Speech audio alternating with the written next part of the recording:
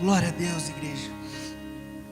Bem, irmãos, como o pastor Lafa falou, a gente está vindo já de uma vigília, mas algo que nós temos que sempre estar disponíveis é para aquilo que o Senhor quer de nós, é para aquilo que Ele anseia de nós.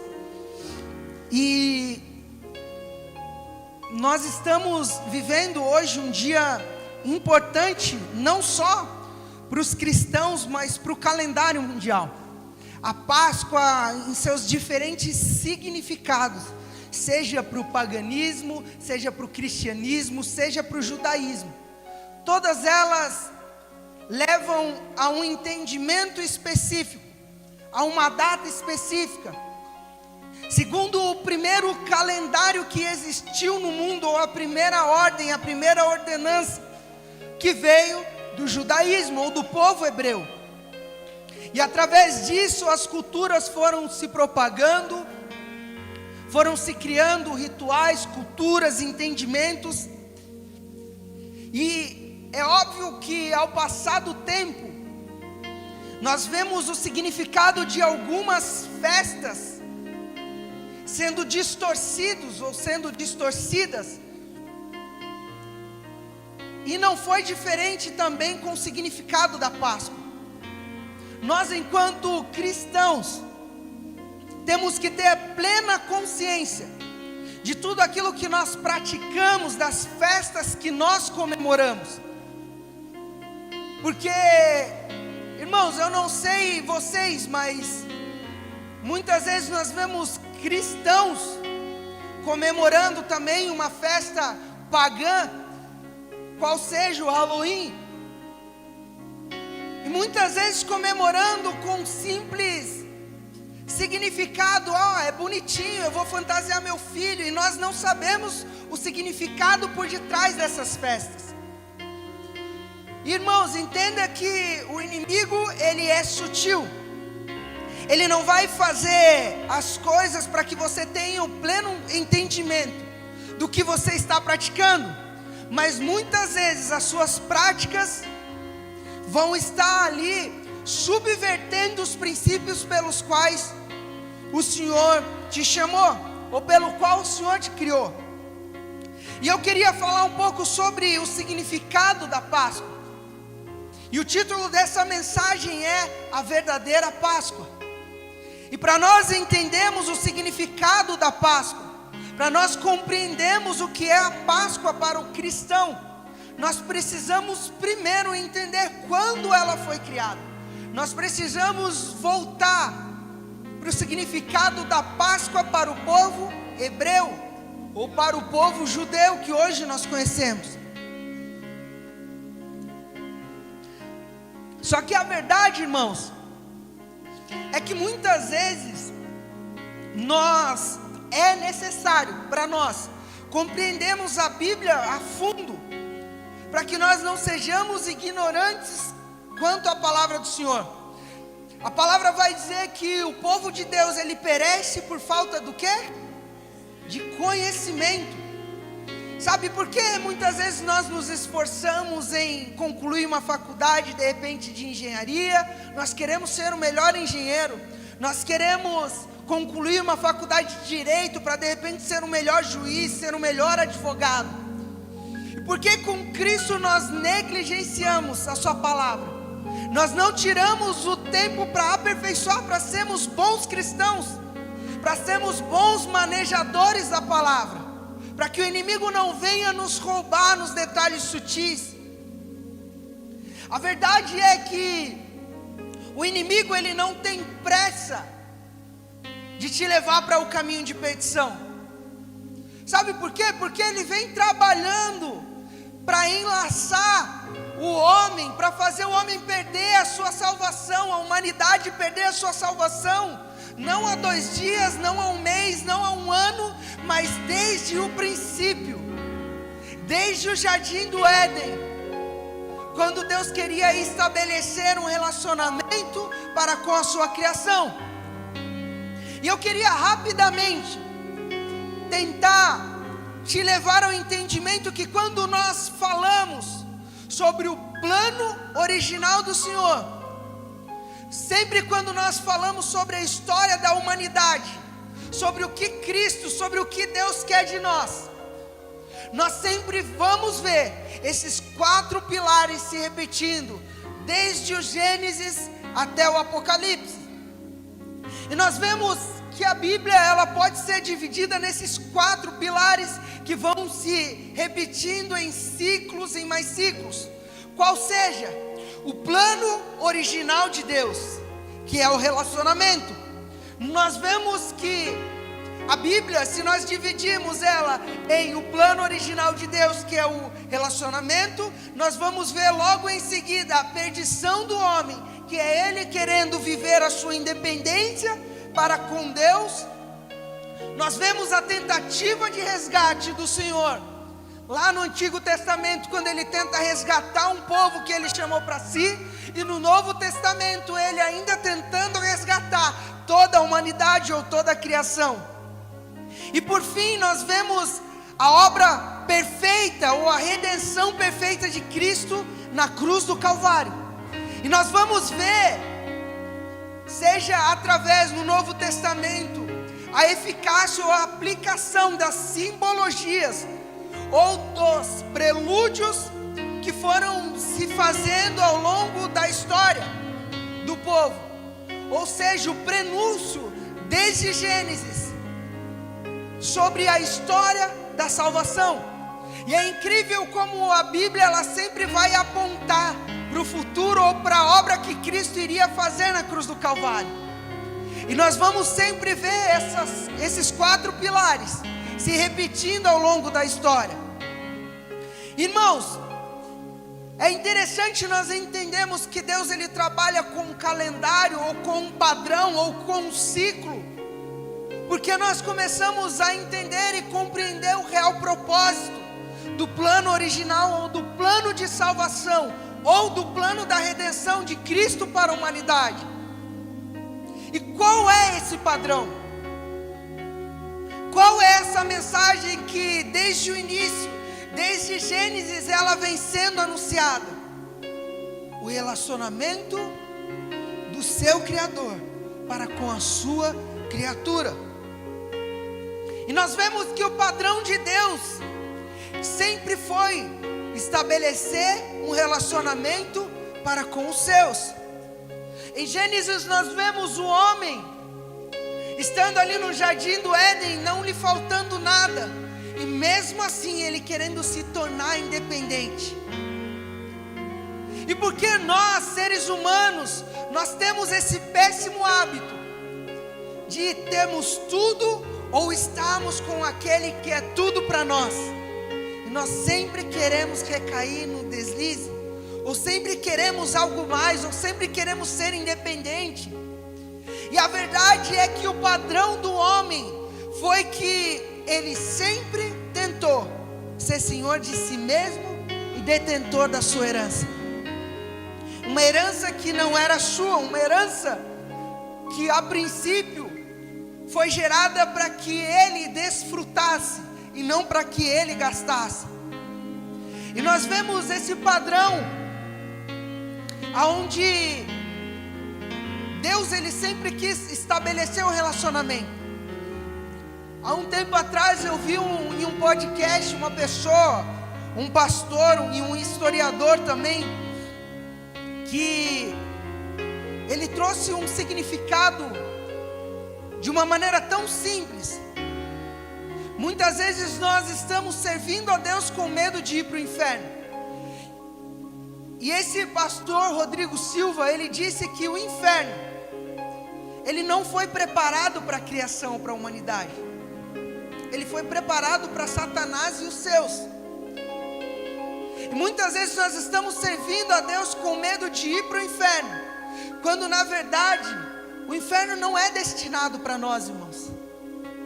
Aqueles que vão para o inferno no dia do juízo final, eles não vão para o inferno porque erraram ou porque pecaram demais. Esse pastor diz que naquele último dia eles serão lançados no inferno porque eles não quiseram receber o perdão de Deus. E isso revela algo importante em nós. Como muitas vezes nós somos egoístas, como muitas vezes nós somos altivos, muitas vezes nós somos soberbos, sabe, porque nós nos colocamos em um pedestal e falamos: Senhor, até aqui eu vou ouvir a tua voz e vou obedecer, mas daqui para frente não, daqui para frente eu faço do meu jeito. E nós vemos esse padrão na história se repetindo quando Jesus ele conta, ainda em parábolas, quando ele vem e passa por essa terra, e ele quer falar sobre esse relacionamento perfeito que o Pai ainda deseja ter com a sua criação. Quando ele conta a parábola do filho pródigo, e nós vemos que esse padrão de relacionamento, Jesus Cristo está trazendo novamente para essa parábola. E nós vemos um filho que tem tudo, um filho que sempre teve a herança, tudo que era do seu pai disponível, e mesmo assim, ele fala: Pai, eu quero parte da minha herança, eu quero viver na minha independência, eu quero gastar tudo aquilo que o Senhor disponibilizou para mim, não da maneira como o Senhor planejou, mas da maneira como eu quero. E nós vemos o filho pródigo se rendendo à perdição, e no momento de perdição, quando ele já gastou toda a sua herança, talvez com as mulheres da vida, talvez com os prazeres da vida, e quando ele está lá no fundo do poço, eu ouso dizer que talvez 70% de nós que estamos aqui dentro da igreja, e eu me incluo nesses 70%, nós só nos achegamos ao Senhor Jesus Cristo quando nós já chegamos ao fundo do poço e fala: daqui já não tem mais jeito, eu preciso voltar. Quando você olha para o fundo e você fala: não tem mais como eu cavar e ir mais fundo, você olha para o alto e fala: Senhor, hoje eu quero voltar. Assim como o filho pródigo fez, quando ele estava lá no seu momento, já no fundo do poço, a palavra vai dizer, essa parábola vai dizer que ele estava comendo as alfarrobas dos porcos, ou seja, a comida dos porcos, porque ele tinha gastado toda a sua herança. E quantos de nós temos gastado aquilo que o Senhor depositou para nós, os nossos dons, os nossos talentos, nós temos gastado no mundo, e quando nós não temos mais nada, nós falamos: uau, por que eu estou aqui? Por que eu estou aqui se tem um lugar para onde eu posso regressar? Eu vou voltar para a casa do meu pai, porque lá eu ainda posso o servir, lá eu posso fazer parte dos empregados dele, lá eu posso ainda fazer algo, eu posso ser útil ainda. E quando nós caímos nessa condição, onde nós retornamos para a casa do pai, para sermos meros serviçais, a parábola vai dizer que no retorno, aquele pai, quando ele vê o filho de longe, ele fala com o coração alegre: o meu filho retornou para casa. Vai lá e mata o melhor bezerro, o cevado, aquele que eu deixei destinado para ocasiões especiais. Separa a melhor túnica, pega o anel, a aliança. E muitas vezes nós nos achegamos a ele com a mentalidade de sermos meros serviçais, e ele nos recebe como filhos, porque o propósito do Senhor sempre foi estabelecer um relacionamento. E aqui, irmãos, para que você entenda essa parábola, o bezerro cevado que se fala nessa parábola, a gente vê que dentro do costume judeu, aquele povo, eles separavam o melhor bezerro, ou seja, os melhores da linhagem, e deixavam em um local separado, para que quando tivesse ocasiões ou festividades especiais, ele pudesse entregar ou comemorar com o melhor. Sabe, e essa simbologia do bezerro cevado representa que Deus, assim como a própria palavra diz, que há festas nos céus quando um pecador se arrepende dos seus pecados. E olha o que Jesus está dizendo através dessa parábola, que o Senhor se alegra tanto que Ele separa o melhor para nos receber. Quando nós nos achegamos a Ele com um coração contrito, quando nós chegamos a Ele falando: Senhor, eu quero voltar para a casa do meu Pai, Ele separa o melhor. Isso representa que esse momento de retorno ou de regresso para os braços do Senhor é um momento de extrema importância para Ele. E aqui, irmãos, nós vemos que a relação com o Senhor é nós estamos assentados à mesa com Ele, nós nos alegramos no banquete com Ele. Seja você o filho que regressa, seja você o filho que é perdoado, seja você o filho que continua na mesa. A mesa não é lugar para julgamento, mas a mesa é lugar para relacionamento. E nessa mesa nós vamos receber as verdades do Senhor sobre nós, porque o bom pai corrige o filho a quem ama. E é na mesa em que as verdades foram ditas. E foi na mesa que o Senhor Jesus Cristo, na noite em que Ele foi traído na última ceia, Ele revelou o coração daquele que iria o trair, mas dizendo: mesmo sabendo disso, eu tenho relacionamento com você. Mesmo sabendo que Pedro, tão afoito, dizendo: Senhor, eu estou aqui para te servir, eu estou aqui para fazer o que o Senhor quiser de mim. E Jesus olha para ele e fala: Pedro, você não sabe o que você está falando. Ainda hoje, antes que o galo cante 3 vezes, você vai me negar. E quantas vezes nós estamos nesse momento de igreja, de comunhão, assentados à mesa, e nós falamos: Senhor, hoje eu vou te servir, Senhor, hoje eu vou te entregar tudo. E de repente você sai do culto, você faz como Pedro, você nega Jesus. Você nega Jesus quando você troca Ele por alguns segundos de prazer. Você nega Jesus quando você tem a oportunidade de falar e anunciar as boas novas de Cristo e não faz. Você nega Jesus quando você recebe um talento, e assim como nos cultos passados o pastor falou, você pega o talento e enterra, com medo de usar. Mas, irmãos, aquele que entregou o talento é Ele quem aperfeiçoa. Muitas vezes nós não nos achamos capazes de fazer.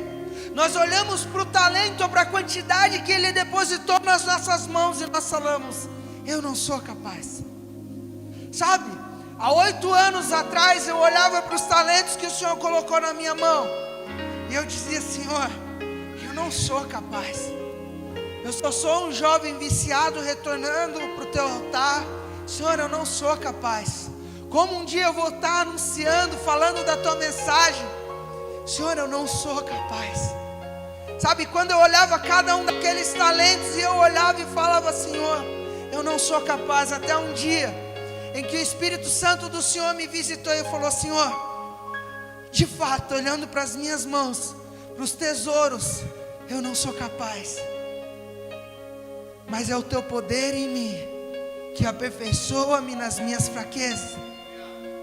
Sabe, irmãos, e de lá para cá, algo que eu falei: Senhor, eu quero gastar a minha vida no teu altar. Eu me dediquei à obra dele. Eu deixei de viver, talvez por alguns anos, os meus sonhos para viver os sonhos dele. Sabe, algo que enquanto eu vivia os sonhos dele, quando eu olhava e falava: Senhor, mas minha vida profissional está estagnada. Senhor, mas a minha vida acadêmica está estagnada. Sabe, quando eu olhava para os 5 anos que eu deixei de viver para mim, e eu via cada pessoa e chegava e falava: cara, sabe, eu te vi uma vez lá na esquina, você com um violãozinho, você, o Wellington, mais uma galera, sem propósito algum. Mesmo sem nós sabermos, e fala: nossa, naquele dia eu ouvi aquela palavra, eu ouvi aquele louvor, e naquele dia eu tive um encontro com Cristo, e eu retornei para os caminhos dele. Sabe, irmãos, muitas vezes nós não vamos ver o fruto do nosso penoso trabalho, mas nós estamos semeando, colocando a semente para que outras pessoas venham e reguem, e esse é o reino do Senhor. Nós temos que entender que cada um de nós exercemos um propósito importante no reino. Irmãos, quantos de nós, muitas das vezes, estamos pegando os talentos que Deus depositou nas nossas mãos, estamos fazendo como um filho pródigo, ao invés de gastarmos no reino ou investirmos no reino, nós estamos gastando no mundo. Sabe quantas pessoas nós ouvimos testemunhos de que Deus depositou talentos? Sabe, irmãos, há um tempo atrás, a gente, desde o início do meu ministério, a gente seguia com um trabalho em casas de recuperação. Irmãos, o que mais nós víamos, esses lugares cheios, eram de ex-pastores, de ex-presbíteros, ex-levitas. Se você for na Cracolândia, você vai ver pessoas que têm conhecimento muito mais da palavra do que nós, pessoas que têm faculdades em teologia, pós-graduação em teologia, e estão lá, irmãos. Sabe por quê? Porque quando nós olhamos para tudo que nós acumulamos, o homem tem o péssimo hábito de olhar e falar: uau, agora eu sei demais, agora eu sou autossuficiente. Assim como lá no Jardim do Éden, o homem não precisava comer do fruto do conhecimento do bem e do mal, porque ele tinha tudo, nada faltava para ele. A palavra vai dizer que Deus deu a incumbência para o homem de nomear os animais, de nomear as plantas, de fazer o que ele quisesse. E no final do dia a palavra vai dizer que Deus descia para ter um relacionamento com o homem. Sabe, irmãos, eu imagino que nesse momento precioso, sabe, eu imagino o homem de repente aprendendo um pouco sobre a biologia, aprendendo um pouco sobre a ciência das plantas, pegando de repente, plantando os grãos, plantando uma árvore, trabalhando no jardim.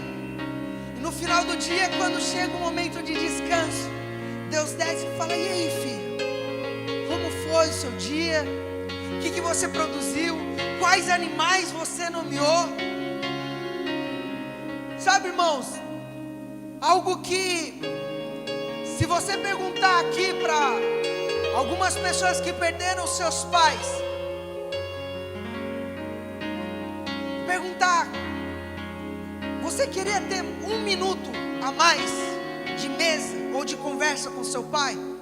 Eu tenho a plena convicção que 100% das pessoas que você perguntar isso, 100% delas vão falar: uau, como eu queria ter o meu pai aqui para ver esse momento, para me dar um conselho. Sabe, irmãos, porque o pai, quando ele nos dá o conselho, é porque ele já viveu aquilo que nós estamos enfrentando. E muitas das vezes nós, e aqui eu costumo dizer que a maioria de nós, na adolescência, nós temos esse péssimo hábito de: não, eu vou ser rebelde, eu vou fazer tudo o contrário que meu pai falar, eu vou fazer só o que meus amigos mandam. Irmãos, quantas vezes o pessoal aí no mundo diz que praga de mãe é um negócio, né? Quantas vezes eu ia sair para alguma festa ou para algum rolê, minha mãe falava assim: ó, cuidado que vai acontecer isso. Aí chegava lá, você estava curtindo a festa, o rolê e tal, puf, acontecia aquilo e acabava o rolê. Eu falava: meu Deus, que a gente costumava dizer que boquinha maldita, né? Mas a gente sabia que, irmãos, os nossos pais, eles passam por experiência, e eles não querem ver nós passando por essas decepções.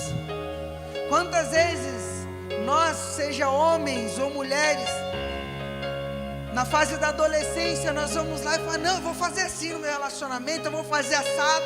Sua mãe ou seu pai fala: ó, cuidado, vai acontecer isso. E vai e acontece isso. eu já passei por essa fase. Tem uns homens que é mais casca grossa, mas quantos homens aqui no primeiro relacionamento, na primeira paixão, foi lá, investiu um tempo e amava, nossa, é minha vida, e quando terminou o relacionamento, acabou, o que vai ser da minha vida? Eu não vou mais viver sem ela, eu não vou mais, o que vai ser da minha vida?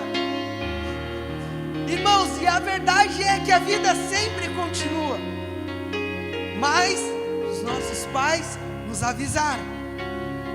Sabe, os nossos pais nos avisaram, hora antes de entrar no relacionamento. Aqueles que são da igreja, amém? Olha, não faz isso, vai decepcionar a menina, não faz isso, vai... Irmãos, a verdade é que nós sempre insistimos, porque isso faz parte da natureza caída do homem. E nós precisamos entender isso. E outro momento emblemático dentro da história do povo cristão, ou do povo que hoje se denomina cristão, que na época era o povo hebreu, é o momento quando Deus separou aquele povo através da aliança que Ele tinha com Abraão, para viver as promessas dEle. E nós vemos que no período em que o povo hebreu é levado cativo ao Egito, a palavra vai dizer que a terra passava por grande fome. Irmãos, a verdade é que nos momentos de necessidades,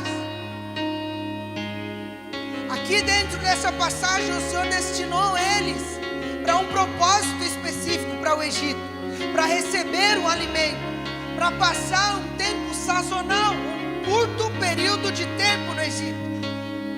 E a palavra vai dizer que quando aquele povo chega no Egito, o que era para demorar apenas alguns anos, ou seja, talvez uma década, não sei, ou um ano, 2 anos, demorou um período de 400 anos. Porque, irmãos, nós temos que entender que muitas vezes Deus nos leva a alguns lugares para nos suprir. Sabe, talvez Deus vai te tirar de um lugar e colocar em um ambiente onde você fala: Deus, mas esse ambiente está tão mundano. Deus, mas esse ambiente está tão inóspito. Aqui se ouve tanto falar de pecado. Aqui se vê tanta prática do pecado. Mas, irmãos, a verdade é que nenhuma parte do mundo pertence a Satanás. Mas tudo o que foi criado é do Senhor Jesus Cristo. Porque nós herdamos essa mentalidade de escravos. Porque um dia aquilo que era nosso por herança, nós decidimos sair do lugar de ocupação, daquilo que era nossa herança, para deixar o inimigo reinar. Por isso hoje nós vemos o inimigo reinando na educação, na política, porque nós deixamos o espaço que era nosso vazio. E o espaço que está vazio, o inimigo ocupa. Irmãos, aquele povo, eles viveram durante 400 anos no Egito. E quando nós convivemos muito tempo dentro de uma cultura, ou dentro do mundo, do paganismo, nós começamos a absorver a cultura, nós começamos a absorver costumes. Sabe, alguns de nós, eu me policio muito. Quantos de nós às vezes temos um relacionamento no trabalho, temos um relacionamento, sei lá, na nossa escola, na nossa casa, e comumente, dentro dessa convivência nós estamos soltando um palavrão, sem perceber. Sabe por quê? Nós parece que absorvemos por osmose.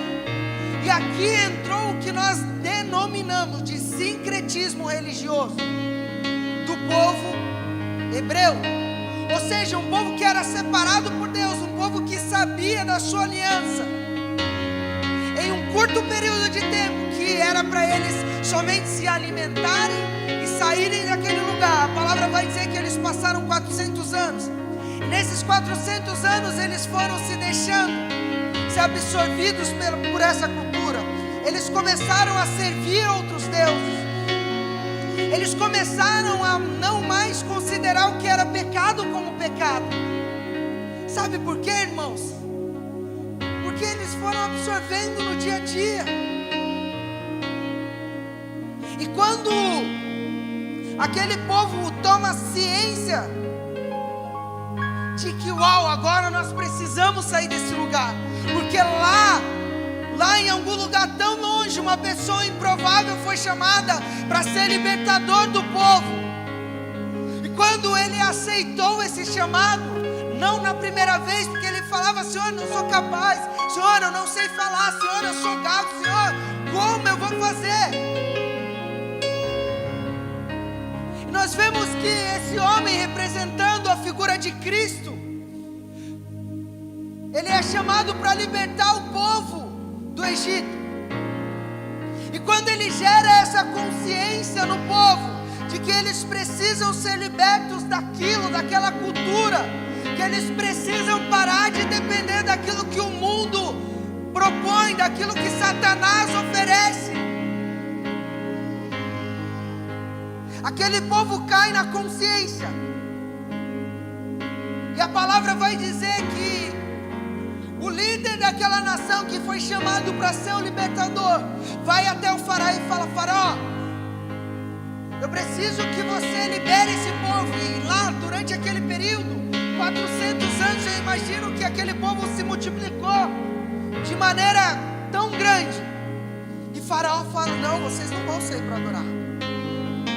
E aí nós vemos a passagem típica das pragas do Egito. Irmãos, a verdade é que muitas vezes, quando nós estamos aprisionados no mundo, nos nossos pecados, dentro do sincretismo religioso, talvez você adorando a Deus e tendo uma imagem lá na sua casa, talvez você adorando a Deus e de repente compactuando com o adultério, talvez você adorando a Deus e compactuando com a mentira, talvez você adorando a Deus e compactuando com as culturas que há. Isso daqui não é nem tão errado. Deus é amor, Deus é good vibes, Ele aceita tudo, Ele aceita toda forma de amor, Ele aceita toda expressão de amor. Irmãos, a verdade é que quando nós estamos presos na mentalidade do Egito, quando nós falamos para aquele que é o nosso Senhor, ou seja, o nosso pecado: eu posso ir adorar a Deus hoje? Por isso que você encontra resistência em vir buscá-lo na casa dele. Porque quando nós estamos inseridos dentro desse ambiente, com o coração disposto para adorá-lo, com a mentalidade não mais de escravos, mas de um povo que está prestes a ser liberto, nós não dependemos mais dos padrões do mundo, nós não dependemos mais dos padrões do pecado. Irmãos, dentro dessa parábola é claro que nós vamos ver, e já resumindo para o final, que a última praga, a qual Deus enviou sobre o Egito para que aquele povo fosse liberado para adorar, foi a passagem do anjo da morte. E o que representava esse anjo da morte? E aqui nós entramos no verdadeiro significado da Páscoa judaica, que é o Pessá, ou a Páscoa judaica, que representa a libertação do povo cativo, para ter a tua própria herança ou a sua própria terra. E a verdade é que quando Deus vai enviar a última praga, o anjo da morte, para ceifar os primogênitos, sabe, isso traz um simbolismo importante, porque todas as vezes que Satanás tentar acabar com o povo, tentar acabar com a sua família, ou com o entendimento de que você é salvo, ele não vai, de repente, naquilo que foi se multiplicando, ele vai na matriz, porque ele sabe que se ele matar aquilo que, ou os mais antigos, como diz a passagem, o primogênito, ele impede a cultura de ser passada. Sabe quantos pais e quantas mães Satanás tem matado dentro da igreja, que tem deixado mundo aí fora doutrinar os seus filhos. Quantos pais têm sido mortos espiritualmente por entender que não, eu não devo educar meu filho, eu não devo ensinar a palavra. Quantos pais têm sido mortos espiritualmente porque não estudam a Bíblia e estão aceitando o que qualquer homem fala do altar. Irmãos, essa passagem vai nos dizer que quando aquele anjo está passando, Deus dá uma direção específica para o povo hebreu. Falou: olha, na noite em que o anjo da morte for passar, vocês sacrifiquem um cordeiro, comam a carne dele, e o sangue vocês vão aspergir ou pintar os umbrais das portas de vocês. E sabe o que nós falamos sobre sincretismo religioso? Aquele povo, por eles morarem no Egito, era muito comum na casa dos egípcios, nas portas terem as inscrições de deuses egípcios. Isso representava uma proteção para que demônios ou pragas não adentrassem. E o povo judeu estava tão absorvido por aquela cultura que as casas deles também tinham esse simbolismo. E quantos de nós, na porta da nossa casa, nós estamos colocando simbolismo ou deuses? Falando: olha, aqui entra o Deus da riqueza, aqui entra o Deus da avareza, aqui entra o Deus da prostituição, aqui entra o Deus da mentira. E nós estamos colocando esses símbolos na nossa casa. E a verdade é que quando Deus manda passar o sangue do cordeiro nos umbrais da casa, o que Ele está tentando fazer o povo entender é que, olha, não vão ser libertos aqueles que não renunciarem ou não apagarem as alianças que têm com os outros deuses. Ou seja, para nós sermos libertos, nós precisamos renunciar às alianças que nós fizemos com os outros deuses. Nós precisamos renunciar os pactos que nós fizemos com os nossos pecados. Porque muitas vezes nós estamos dizendo: não, mas eu não sou tão pecador, eu não cometo pecado. Porque a nossa mente está tão cauterizada que nós não enxergamos mais aquilo como pecado. Irmãos, a realidade é que o significado da Páscoa não representa um novo nascimento ou uma nova esperança ou a ressurreição de Cristo, mas representa um chamado para a renúncia do Egito. Representa um chamado para a libertação dos cativos. Irmãos, assim como na antiga aliança que o Senhor fez para com Abraão, a aliança que estava sobre a lei, e o povo não cumpriu a lei, o povo falava: Senhor, como nós vamos saber que vamos seguir o que devemos fazer? O Senhor falou que a lei não foi criada para eles terem um direcionamento, mas foi criada por conta da dureza do coração deles. Sabe, e nós estamos comumente dentro da igreja falando: olha, pastor, eu só vou parar de fazer isso quando você falar de altar. Gente, a partir de hoje isso daqui é pecado. Irmãos, a antiga aliança já passou. Deus não quer um relacionamento à base simplesmente de regras ou rituais. Ele quer um relacionamento para comigo e com você.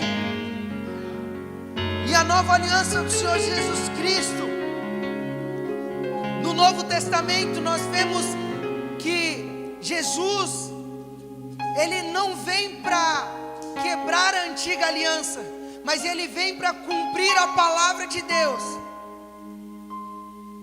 Sabe, quantos de nós, quando assistimos aquele filme A Paixão de Cristo, choramos de soluçar, falamos: Deus, Jesus foi por mim. Irmãos, a verdade é que para que o sacrifício de sangue, ou que o sangue inocente parasse de ser derramado pelos nossos pecados, só para contextualizar, quando chegava essa festa do Pessar ou da Páscoa, a palavra vai dizer que alguns rios, eles ficavam vermelhos de sangue porque o povo matava os novilhos nas beiras dos rios.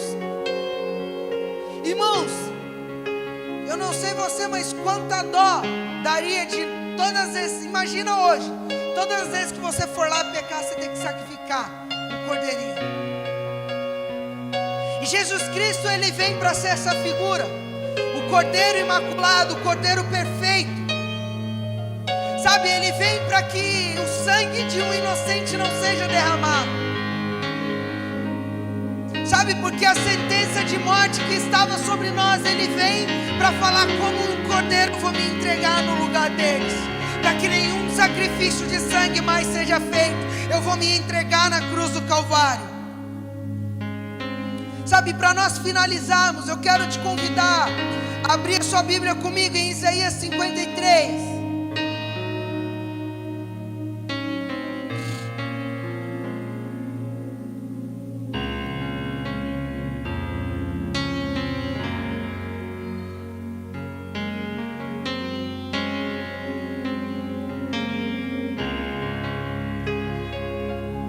Isaías 53, do versículo 1, diz assim a palavra do Senhor: quem deu crédito à nossa pregação?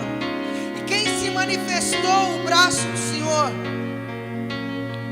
Porque foi subindo como um renovo perante Ele, e como raiz de uma terra seca, não tinha beleza e nem formosura. Olhando nós para Ele, não havia boa aparência nele, para o que desejássemos. Era desprezado e o mais rejeitado entre os homens, homem de dores e experimentado nos trabalhos, e como um de quem os homens escondiam o rosto, era desprezado, e não fizemos dele caso algum. Verdadeiramente, Ele tomou sobre si as nossas enfermidades, e as nossas dores levou sobre si. Nós o reputávamos por aflito, ferido de Deus e oprimido, mas Ele foi ferido por causa das nossas transgressões e moído por causa das nossas iniquidades. O castigo que nos trouxe a paz estava sobre Ele, e pelas suas pisaduras nós fomos sarados. Todos nós andávamos desgarrados como ovelhas, cada um se desviava pelo seu próprio caminho, mas o Senhor fez cair sobre Ele a iniquidade de todos nós. Ele foi oprimido e afligido, mas não abriu a sua boca. Como um cordeiro foi levado ao matadouro, e como ovelha muda perante os seus tosqueadores, assim Ele não abriu a boca. Da opressão e do juízo foi tirado, e quem contará o tempo da sua vida? Porquanto foi cortado da terra dos viventes, pelas transgressões do meu povo Ele foi afligido. E puseram a sua sepultura com os ímpios, e com o rico na sua morte, ainda que nunca cometeu nenhuma injustiça, nem houve engano na sua boca. Todavia agradou ao Senhor moê-lo, fazendo-o enfermar. Quando a sua alma se puser por expiação do pecado, verá a sua posteridade, prolongará os seus dias, e o bom prazer do Senhor prosperará na sua mão. Ele verá o fruto do trabalho da sua alma e ficará satisfeito. Com o seu conhecimento, o meu servo, o justo, justificará muitos, porque as iniquidades dele levará sobre si. Porque isso lhe darei a parte de muitos, e com os poderosos repartirá ele o despojo.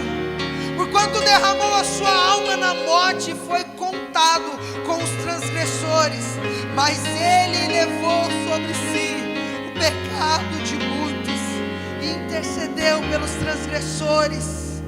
Obrigado, Jesus. Se coloque de pé, igreja, feche seus olhos nesse momento. Obrigado, Jesus, pela sua obra na cruz do Calvário. Nós não merecíamos, mas o teu sangue precioso foi derramado por nós. Nós não merecíamos, Senhor Deus, mas o teu sangue foi derramado para que nós tivéssemos salvação.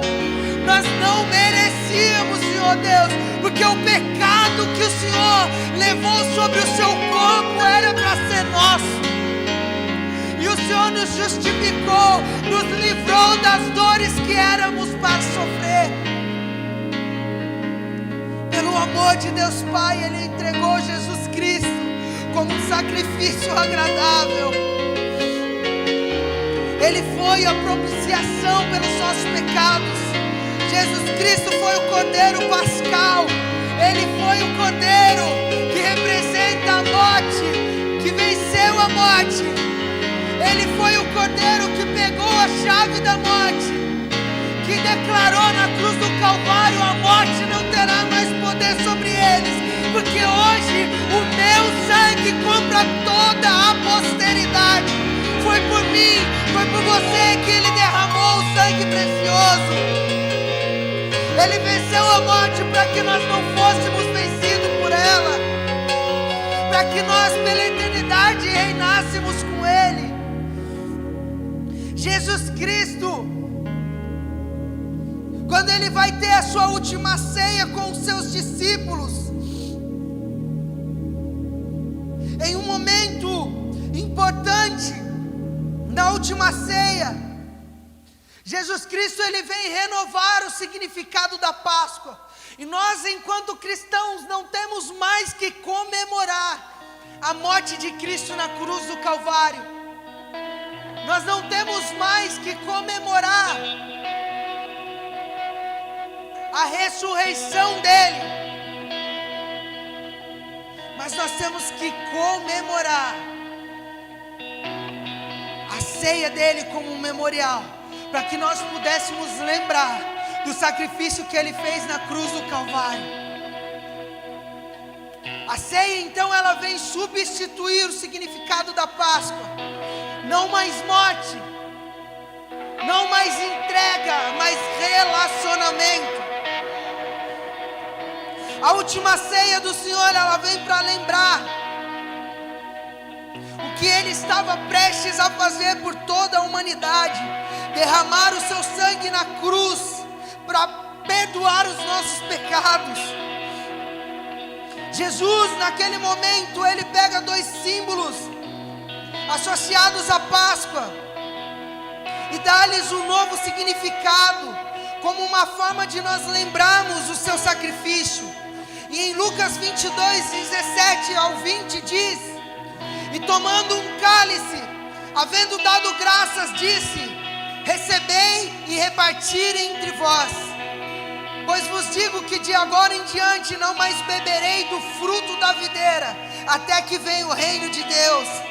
E tomando um pão, tendo dado graças, partiu e deu-lhes, dizendo: isto é o meu corpo, oferecido por vós, fazei isto em memória de mim. E semelhantemente, depois de cear, tomou o cálice, dizendo: este é o cálice da nova aliança, no meu sangue derramado em favor de vós. Sabe, irmãos, o que Cristo está dizendo para nós nessa manhã é que hoje o significado da Páscoa para nós é o relacionamento que nós devemos ter, o tempo de mesa que nós devemos ter com Ele e para com os nossos irmãos. E através do sacrifício dele na cruz do Calvário, nós vemos a obra redentora de Cristo. Nós vemos novamente o cumprido relacionamento no Jardim do Éden. Em João 3,16, assim como o pastor Lafa leu aqui, diz assim: porque Deus amou o mundo de tal maneira que deu seu Filho unigênito, para que todo o que nele crê não pereça, mas tenha vida eterna. Pois Deus enviou o seu Filho ao mundo não para condená-lo, mas para que este fosse salvo por ele. E quem nele crê não é condenado, mas quem não crê já está condenado, por não crer no nome do Filho unigênito de Deus. Ou seja, irmãos, há perdão, há salvação para o perdido. Feche seus olhos nesse momento, nós vamos adorar o Senhor. Que nesse momento você possa não mais se deixar ser condenado pelos seus pecados. Mas que nessa manhã você possa dizer ao Senhor: Senhor, eu vim nessa manhã para me assentar à mesa. Eu preciso ouvir a tua voz. Eu preciso me relacionar contigo. Que nessa manhã você não se lembre da morte dele ou de ele sofrendo na cruz do Calvário, mas você se lembre que há tempo de mesa para mim e para você. Que nós devemos nos lembrar dele e praticarmos a ceia do Senhor como um memorial até que ele venha. Amém? Feche seus olhos e adore.